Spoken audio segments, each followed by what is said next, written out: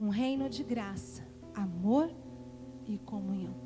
Que reine sobre nós esse reino de graça, amor e comunhão. Como assim? Como nós cantamos agora há pouco, louvamos a Deus, que se abram os céus, né? Que derrame sobre nós o teu reino, a tua vontade, a sua graça, o seu amor. Mas muitas vezes nós, né, falamos que se abram os céus e que derrame. Só que quando Deus ele abre os céus, Ele não derrama só bênçãos, Ele derrama a sua vontade. E muitas vezes, quando o pastor falou domingo, né, estava falando de músicas, às vezes nós estamos cantando e não percebemos o que estamos cantando, o que estamos louvando. Muitas vezes é uma oração que estamos fazendo. E quando a gente fala assim que se abram os céus, a gente não pode só pensar que Deus vai derramar a bênção.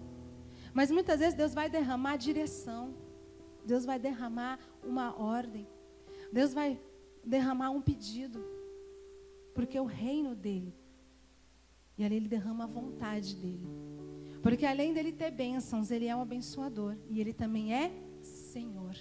Ele também é Deus. E ele também é Rei. Muitas vezes esquecemos e queremos apenas o Deus, que é o provedor, que é o abençoador. E esquecemos que Deus, ele é Deus sim, mas ele é Rei. E ele é Senhor. E se nós o declaramos como o Senhor, então nós estamos dando liberdade para que ele realmente governe. Para que ele realmente mande em nossas vidas. É dizendo, Deus, eu abri mão da minha vida, do meu eu, da minha vontade. Faça a sua. Porque muitas vezes dizemos, Senhor, Senhor. Né? Ele é o meu Senhor, Ele é o meu Deus. É o meu Senhor. E esquecemos do peso que realmente é essa palavra, a responsabilidade que essa palavra nos traz. Senhor. Então eu só estou dizendo que Ele é o meu Senhor. Então eu estou querendo dizer que eu sou o seu servo. O servo, ele obedece o seu Senhor.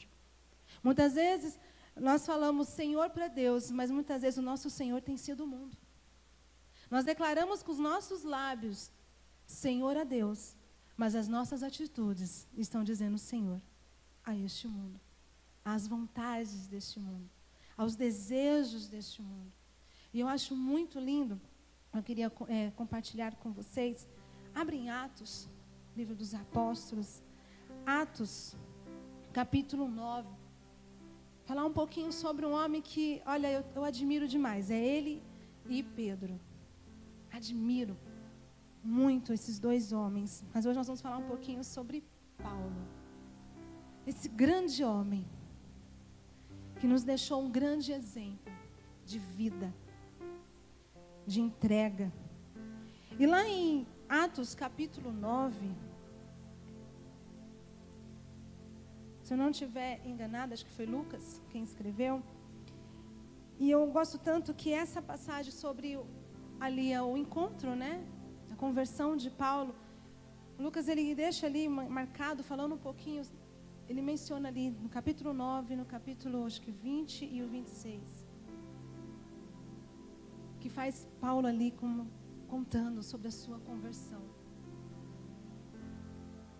E ele diz assim no versículo 1, 9, versículo 1, diz assim, Saulo, que antes ele se chamava Saulo, respirando ainda ameaças e mortes contra os discípulos do Senhor, dirigiu-se ao sumo sacerdote e pediu-lhe cartas para Damasco, para as sinagogas, a fim de que se encontrasse alguns daquela seita, porque o evangelho até então era considerado como seita, não era reconhecido ainda, né, como a igreja, como o evangelho, e era chamado a seita o caminho. Então ali ele continua aqui dizendo, se encontrasse alguns daquela seita, quer homens, quer mulheres, os conduzisse presos a Jerusalém. E indo no caminho, aconteceu que chegando perto de Damasco, subitamente o cercou um resplendor de luz do céu.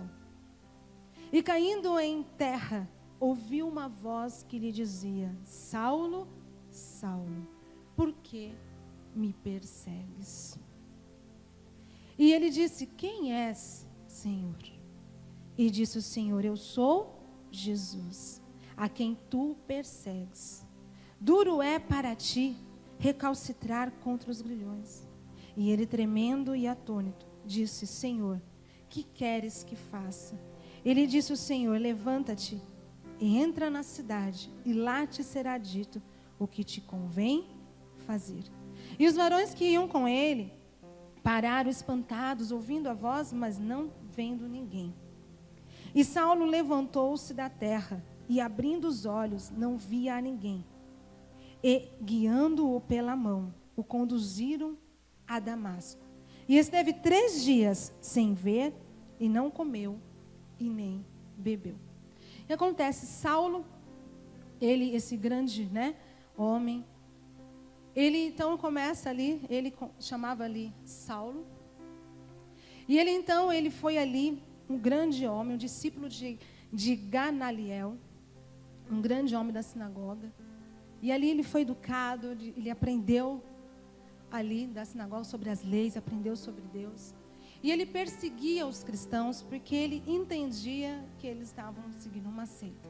Não acreditava ali em Jesus, o Messias. E ele a caminho, indo para Damasco, pegar cartas que o autorizariam a prender, caso ele encontrasse com alguém que fizesse parte dessa seita, que era o Evangelho de Jesus Cristo. Os discípulos, aqueles que pregavam o Evangelho de Cristo. E então, no caminho, ele tem um encontro.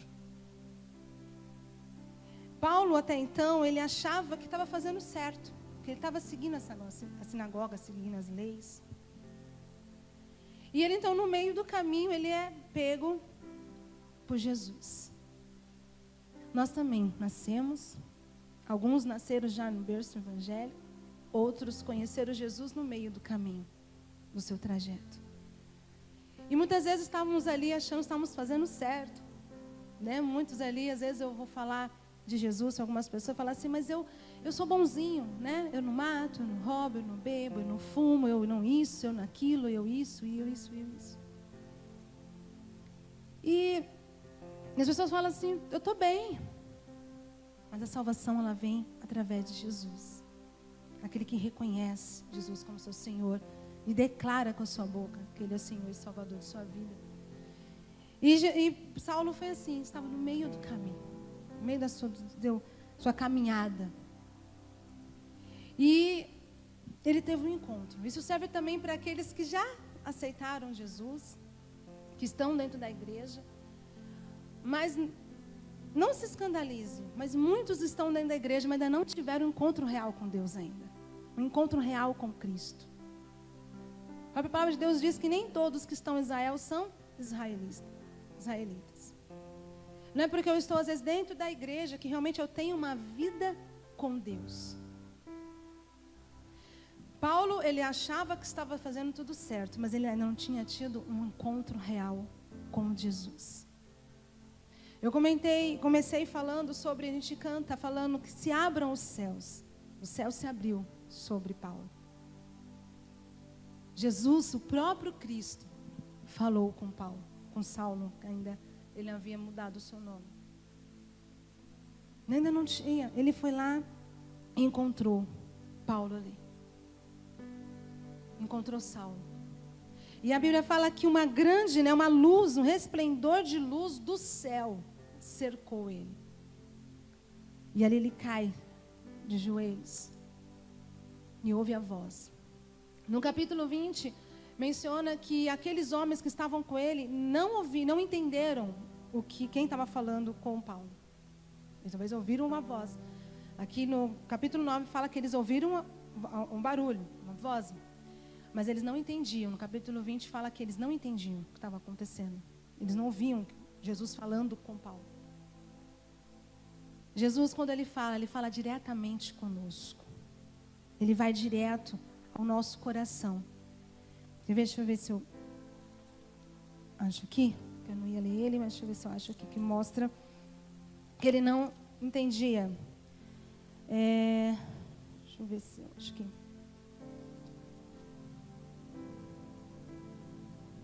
Se é Atos 20 ou Atos 22. Deixa eu ver. 22. É Atos 22. Aqui no versículo 8. Atos 22, 8. Diz assim: e eu respondi, quem és, Senhor? E disse-me, a quem tu... começado o 6, né? Começado o 6. 22:6. Ora, aconteceu que indo eu, já de caminho, e chegando perto de Damasco, quase ao meio-dia, de repente, me rodeou uma grande luz. Né? Me rodeou uma grande luz do céu. Irmãos, o que me chamou a atenção, me chamou agora, lendo. Era que horas? Meio-dia é o tempo, é o momento que o sol está mais brilhando, mais forte. É a parte do dia que o dia está mais claro. Irmãos, a luz de Deus. Imagina como devia ser essa luz. Porque para essa luz ter cercado ele ter visto essa luz no meio do dia, não é uma luz qualquer. A luz que é Jesus. Jesus é a luz dos homens. O que rodeou ali a Paulo foi o próprio Jesus. É uma luz que a gente não entende. É uma luz que realmente traz à tona tudo aquilo que temos. De manhã eu estava mencionando que muitas vezes quando a gente aceita Jesus, a gente tem um encontro com Deus. E muitos falam assim, pastor, eu aceitei Jesus, parece que tudo ficou de pernas para o ar, ficou do avesso. Apareceu tanto problema. Eu falei, irmão, não é que apareceu não, já existia, você não enxergava. Os problemas já estavam ali, a situação já existia, a sujeira já estava ali, só que a gente não enxergava. Porque a luz de Deus, a luz que é Jesus Cristo, na hora que ela vem e ela cerca de todos os lados, ela traz à tona tudo aquilo que você nem enxergava. Não é que apareceu quando você teve, né, um encontro com aquela palavra, mas é que ela já existia. Jesus trouxe aos seus olhos. Não para te deixar com medo, não para te deixar em pânico, mas para você tomar uma atitude. Tomar uma atitude. Ali era meio-dia, o momento mais claro do dia. Veio uma luz, que é o próprio Jesus. E essa luz é o que aconteceu. E caí por terra. E ouvi uma voz que me dizia, Saulo, Saulo, por que me persegues? E eu respondi, quem és, Senhor? E disse-me, eu sou Jesus, o Nazareno, a quem tu persegues. E os que estavam comigo viram, em verdade, a luz. E se atemorizavam muito, mas não ouviram a voz daquele que falava comigo. Irmãos, Jesus, ele vai ali, no mais profundo do nosso coração. A palavra de Deus, quando ela vem ao nosso encontro, ela vem de uma forma que não tem como a gente não reconhecer Cristo. Mas uma coisa que muitas vezes a gente não entende, e muitos, às vezes, se revoltam, é que muitas vezes a palavra que ela nos alcança, aparentemente, parece que ela nos fere. Porque Jesus, quando cercou ali a Paulo, vai falar que ele ficou cego. Feriu a Paulo. Mas na verdade Jesus não estava ferindo a Paulo. Jesus estava transformando a Paulo. A palavra muitas vezes ela vem ao nosso encontro e às vezes ela vem ferindo. Ferindo o quê? O nosso eu, a nossa carne, a nossa vontade, o nosso ego. E dói. Não é o ditado que fala, né, que a verdade dói, e realmente às vezes dói mesmo. Porque às vezes a verdade que estamos ouvindo não é a verdade que gostaríamos de estar ouvindo. Talvez ali Saulo quisesse ouvir, você está fazendo tudo certo, está certinho, continua, mas não foi isso que ele ouviu. Mas você está me perseguindo. Então quando a palavra vier e você às vezes se sentir ferido por aquela palavra, mas é a palavra de Deus, não estou falando palavras humanas, mas palavras que vêm do trono de Deus. Ela não está ferindo para te machucar. É como o nosso pastor ele fala, é uma palavra cirúrgica. É como um cirurgião que primeiro ele fere o quê? Para te tratar, para te curar, para te sarar, para te transformar. O nosso pastor pregou domingo que primeiro recebemos o que é o ministério, né? Ali a graça, o reino de graça. Mas precisa ter uma transformação para chegar ao reino da glória. Há um processo, há uma transformação. E Deus começou essa transformação em Paulo. Mas que possamos, assim como Paulo, ao sermos tocados, e às vezes a nossa carne, nosso eu ser ferido, possamos estar de coração aberto. De coração aberto, Paulo não se revoltou. Ele se consagrou. Ele não comeu e nem bebeu. Quando recebemos a palavra, medite sobre ela. Mergulhe sobre ela. Deus, o que o Senhor mais quer fazer na minha vida? E deixa ela penetrar, de fazer uma transformação, irmãos, que só Cristo pode fazer. Porque se você continuar lendo, volta lá para o capítulo 9. Deus envia ele para que Ananias, né, ele fala com Ananias para que ele pudesse orar por Paulo. Eu vou só resumir para não ficar muito longo, depois você pode ler aí. Deus então pede, né, o Ananias, ele pede para que traga Saulo até ele. Muitos discípulos não queriam, porque nem Ananias queria, porque ele sabia quem era Saulo, o perseguidor. Mas Deus falou com ele, não, esse aí é o vaso escolhido, eu escolhi. Se você ver no versículo 15, Deus vai falando com ele, eu escolhi para pregar aos gentios.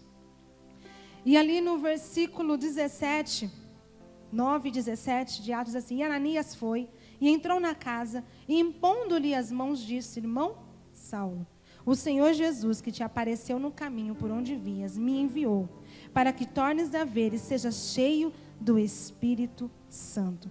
E logo lhe caíram dos olhos como que umas escamas, e recuperou a vista, e levantando-se foi batizado. E aqui, deixa eu ver no versículo...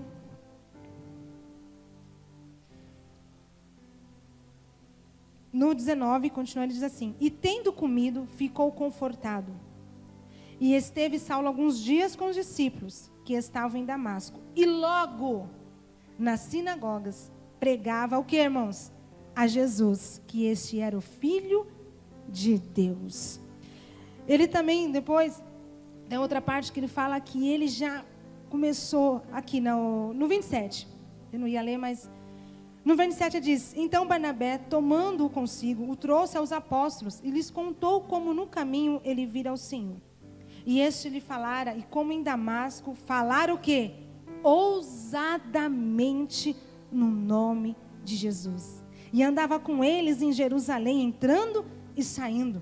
E falava ousadamente no nome de Jesus. Como nós temos falado de Jesus? Ai, pastor, eu falo com medo do que eu vou ouvir. Eu falo com medo.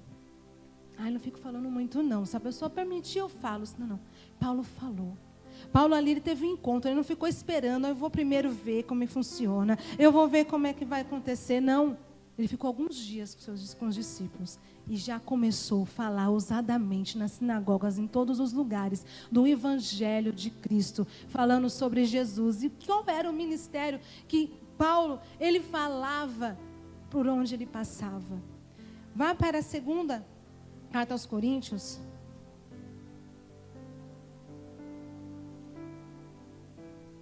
Aqui Paulo, ele escreve, né, na segunda carta ali, à igreja de Coríntio. No capítulo 13, já no finalzinho, último capítulo.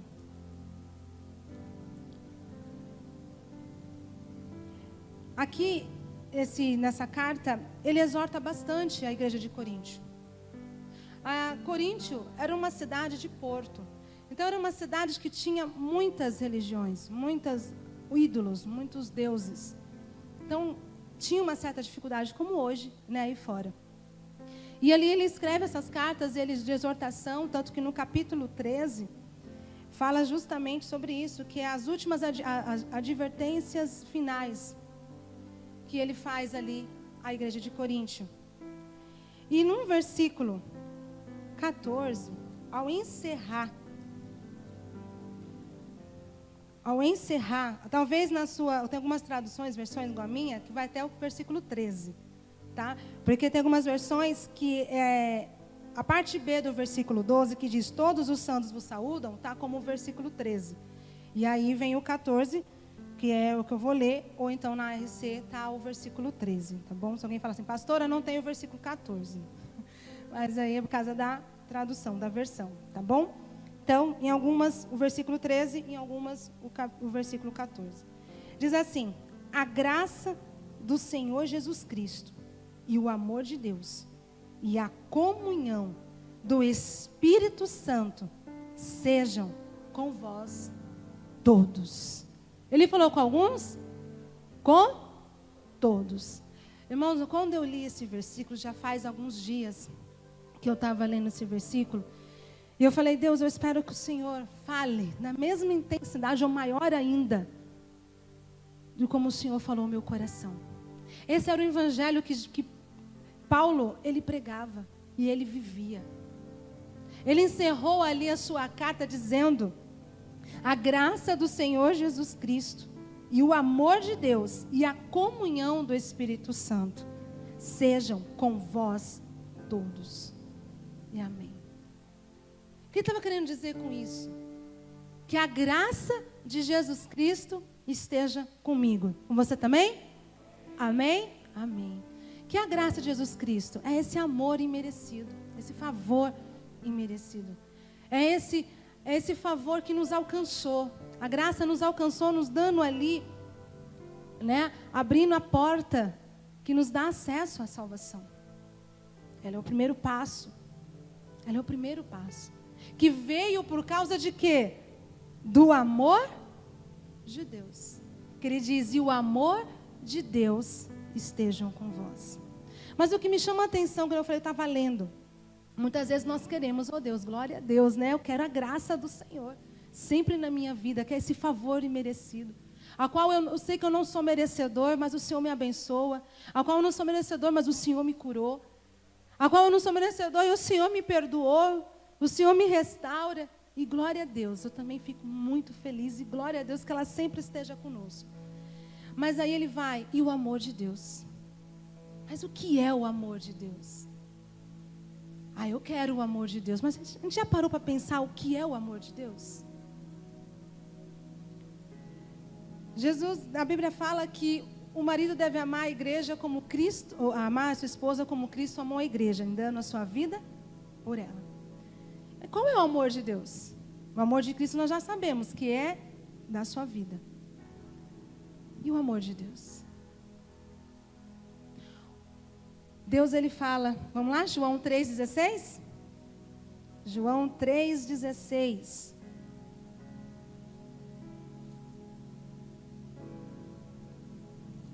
Tão conhecido, vou até ler com vocês aqui no telão. Vamos ler juntos? Vamos lá? Em alta voz, hein, gente? Vamos lá que é para Deus, vamos lá. Porque Deus amou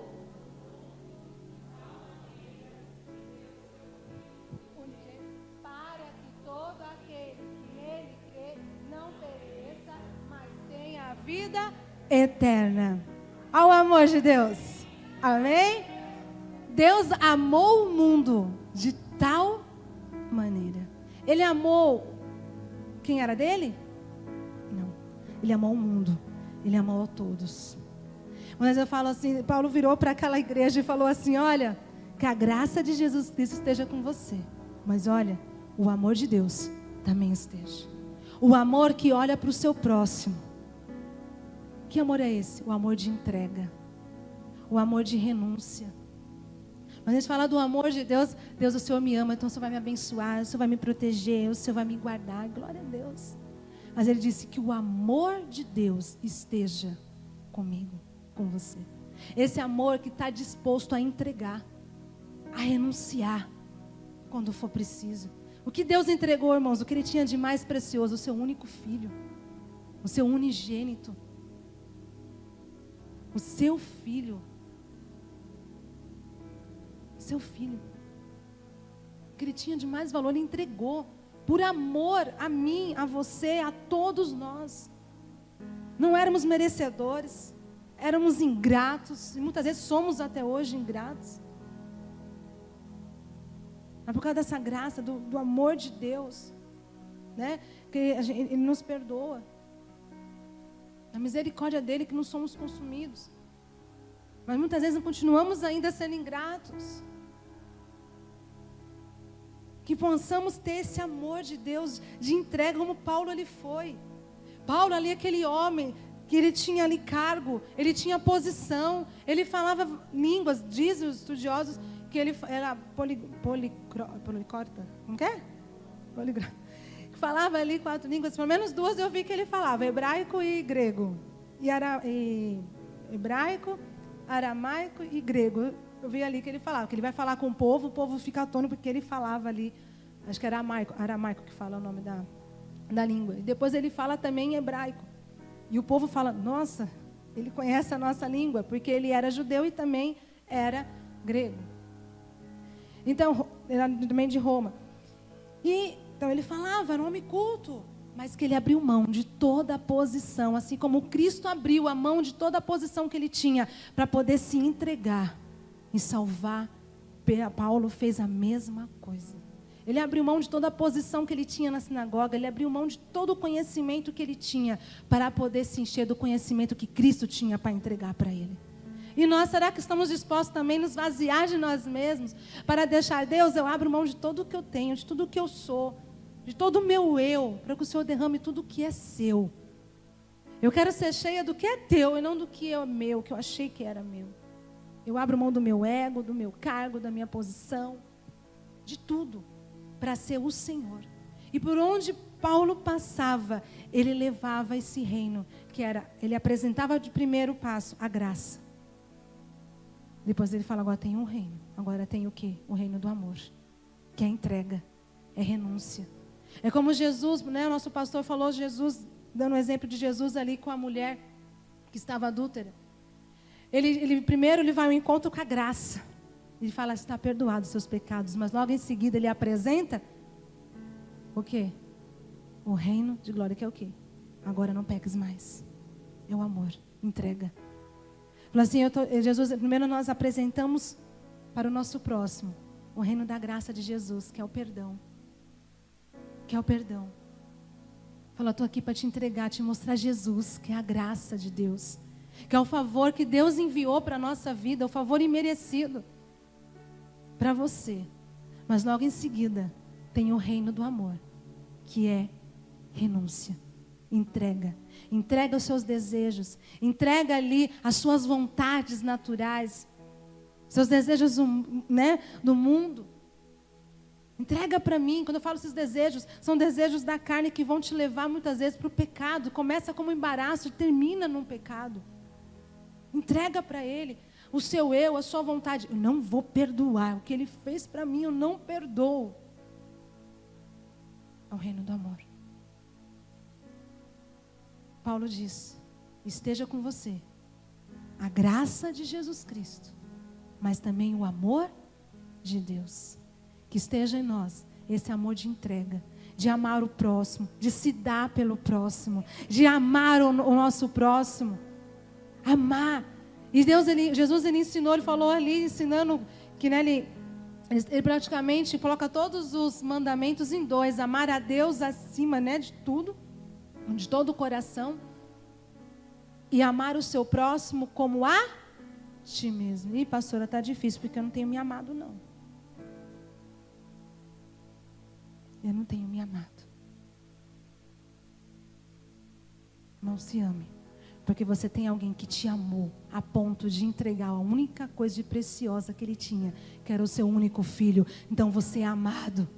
Se ame. Se ame e ame o seu próximo. Se entregando por ele, orando por ele. Amado, a gente passa às vezes horas orando para nós. Deus, eu preciso disso, estou passando por isso, estou passando por aquilo, porque meu marido isso, porque meu filho aquilo, porque minha casa isso, porque meu armário, porque meu cachorro, porque isso, porque aquilo. Eu falo gato, né? Eu tenho 5 em casa, estou dando uma, tá? Estou dando 4, quem quiser levar, pode levar. Tem 5 em casa. Eu quis dar para o pastor Gilmar, ele não quis não. Falou que o pitoco não se dá muito com gato, não. Mas voltando aqui, só para descontrair um pouquinho.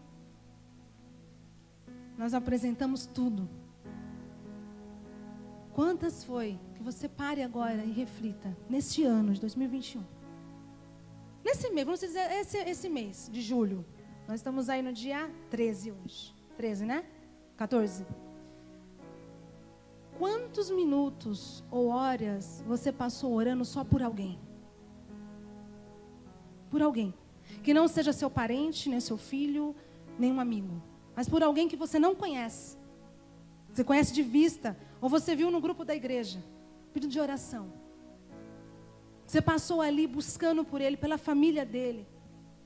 Por um amigo seu que trabalha com você, um colega de trabalho.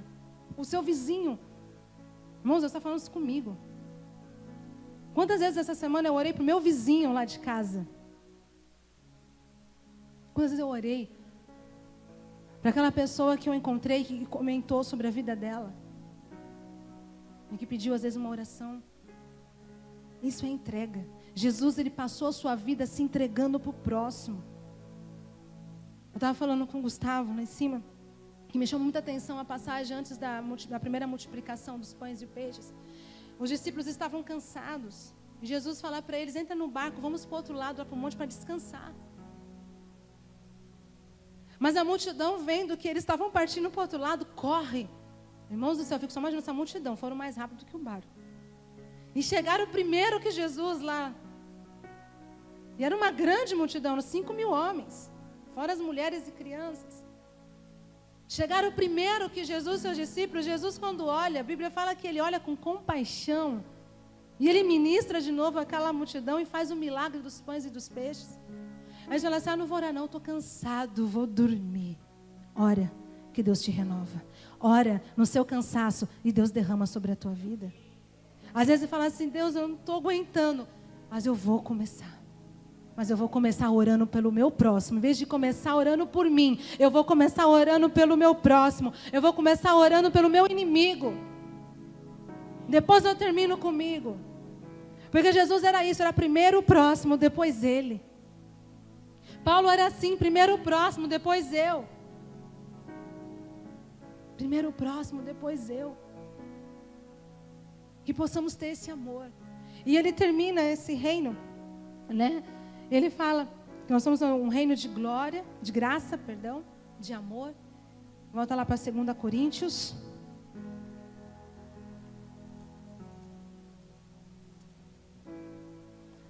Você colocou qual aí, Ana? A ARC, né? Está na 13, então. Versículo 13, quem está na ARC. A graça do Senhor Jesus Cristo e o amor de Deus e a comunhão do quem? Do Espírito Santo estejam com todos vocês. Pastora, a graça de Jesus, glória a Deus, o amor. Mas não para aí não. Tem o que? A comunhão do Espírito Santo.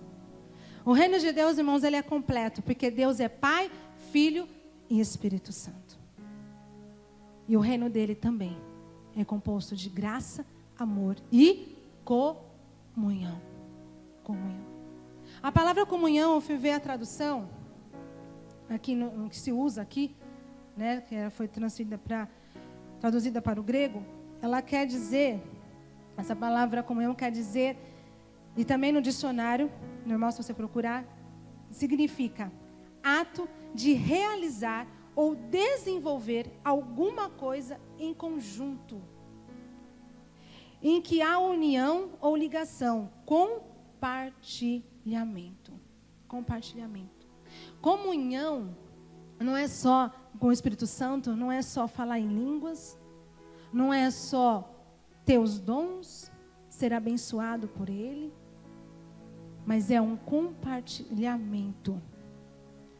É o que? Um ato de realizar e desenvolver alguma coisa em conjunto. A gente não faz nada sozinho, é sempre com Ele, com o Espírito Santo. Muitas vezes, né, queremos a graça, pastora, o amor, eu estou enxergando agora dessa forma aí, realmente não é fácil, mas eu quero. Eu quero ter esse amor de Deus no meu coração, de entrega para o meu próximo, para servir a minha igreja, servir meus pastores, servir meus irmãos, servir a minha família. Porque às vezes temos, né, amor para servir todos, mas na hora de servir em casa, às vezes não conseguimos servir com excelência. Que possamos servir com excelência dentro da igreja, onde muitos vêm, mas também dentro do nosso lar, dentro da nossa casa. Poder ter amor, ter entrega para com o nosso cônjuge, tendo paciência com o filho, com aquele que está ali dentro da nossa casa. Que às vezes temos com todo mundo, mas dentro da nossa casa a gente não tem. Que possamos buscar ter esse amor de Deus de entrega para com os nossos também em casa. Com os nossos. Entrega de tempo, entrega de atenção, entrega de ouvido. Às vezes o filho chega, pai, quero falar isso. Agora não tenho tempo. Mas às vezes vem o irmão da igreja conversar, a gente para tudo e ouve. Mas às vezes não ouvimos o nosso filho. Se nós não ouvirmos, o mundo vai colocar alguém que vai ouvir. O mundo vai. Vai colocar alguém que vai ter todo o tempo do mundo para ouvir ele. E encher a cabeça e o coração deles com aquilo que não é de Deus. Isso também o cônjuge. Daqui a pouco eu falo. Espera aí. Irmãos, eu já fiz isso. Eu me coloco nesse lugar. Agora não dá. Daqui a pouquinho. Às vezes você vai ouvir, você acha bobo o que ele vai falar, o que aquela pessoa vai falar. Às vezes é bobo para nós, porque a gente já passou aquela idade, a gente já passou aquele período, mas para ele é importante. Para ela é importante você ver, você prestar atenção. Não perca esses detalhes. Jesus, ele teve paciência com aqueles que começou o caminho, com aqueles que já tinham bastante conhecimento. Jesus falava simples com todos. Com todos. Nós vamos ter esse amor e ter a comunhão do Espírito Santo, que é compartilhamento. Poder que o Espírito Santo, ele possa compartilhar conosco. E que possamos ali compartilhar também para com o próximo aquilo que Deus tem derramado sobre a nossa vida, que tem entregado, que tem feito em nossas vidas, que tem feito sobre nós. Que a comunhão do Espírito esteja conosco. Que Deus, ele tenha liberdade, o Espírito Santo tenha liberdade de compartilhar conosco aquilo que ele deseja de nós, aquilo que ele quer de nós. E que a gente possa compartilhar com ele também. Porque é o quê? É o ato de realizar junto alguma coisa. Jesus, ele quer, irmãos, olha que privilégio, eu acho lindo. Deus não precisa disso. Ele não precisa. Ele tem anjos. Mas ele escolheu ele escolheu você, para poder usar, para poder compartilhar coisas do reino, da glória, e poder derramar sobre mim, sobre você. Olha o privilégio que nós temos. Não, o diabo fica doido. Fica doido. Nós humanos, ele usa. Ele quer usar eu, ele quer usar você, assim como usou a Paulo. Irmãos, Deus não mudou. Paulo não tinha nada de especial, além de sobrenatural na vida dele em si, para ter sido usado da forma que ele foi usado. Se você for vendo ali, Paulo contando, ele está ali ensinando, ele está ali dentro da sinagoga, não lembro se é a sinagoga agora, o lugar que ele estava, e tinha 3 andares, e um rapaz ali, um homem, um moço, que estava ouvindo, ficou tão cansado e com sono, que ele caiu do 3º andar. Ele cai. E a hora que levantam esse jovem, ele estava morto. Paulo desce na maior tranquilidade, vai até que esse rapaz o abraça, e diz, o espírito dele ainda está aqui. E o rapaz volta em vida. O espírito dele não foi embora, ele está vivo. E esse jovem volta a viver. Ele volta a viver. É esse o Paulo. É o Paulo que chega naquele homem adivinhador e fala assim, olha aqui, você para. E enfrenta. Por amor os que estão do lado dele. É um homem ousado. É um homem de entrega. Que possamos... E por quê? Porque ele primeiro se entregou, ele entendeu o reino de Deus, que é a graça de Jesus, o amor de Deus e a comunhão do Espírito Santo. Ele entendeu como que ele conseguia levar. E isso para nós todos. Jesus falou, ide pregar o evangelho a toda criatura. E ele disse que esses sinais seguiriam aqueles que crescem. Não os que fossem especiais. Ou que fossem diáconos, pastores, bispos, presbíteros. Não. É a todos que creem. E Jesus não falou, farão obras maiores do que eu fiz. Jesus não mudou, Deus não mudou, o poder dele não mudou. Ele continua agindo, ele continua usando, da forma que ele usou Elias, da forma que ele usou Eliseu, da forma que ele usou ali a Davi, usou Paulo, usou Pedro. Ele vai usar quem? Só a Priscila? Vamos lá. Vai usar? Isso, a Vanessa também, em nome de Jesus. Irmãos, Deus quer usar você. Você não precisa ter um cargo para ser usado. Olha quem era Paulo. Romanos 1. E nós vamos encerrar. Romanos 1. Eu estava até falando com o Gu, que eu tenho esse versículo como base na minha vida, em questão de pessoa. Eu tenho ele como base. Apesar de Romanos estar aqui, ela não ser a primeira carta, ser escrita, mas ela está aqui na sequência como a primeira. Paulo, no capítulo 1, versículo 1, ele diz assim: Paulo, apóstolo de Jesus Cristo? Não, né? Olha o que ele diz. Deixa eu ver se está funcionando. Paulo, servo de Jesus Cristo, chamado para apóstolo e separado para o evangelho de Deus. Paulo, ele era primeiramente servo, chamado para apóstolo e separado para o evangelho de graça, de amor e de comunhão com Deus. Que nós também possamos ser igual a Paulo, ser primeiro servo de Deus, servo da nossa ali, servir a nossa família, servir o nosso próximo. O que é ser servo? Aquele que serve. Que possamos primeiro servir e depois exercer a função a qual Deus te deu. Porque Deus não deu só para Paulo, para mim como pastora.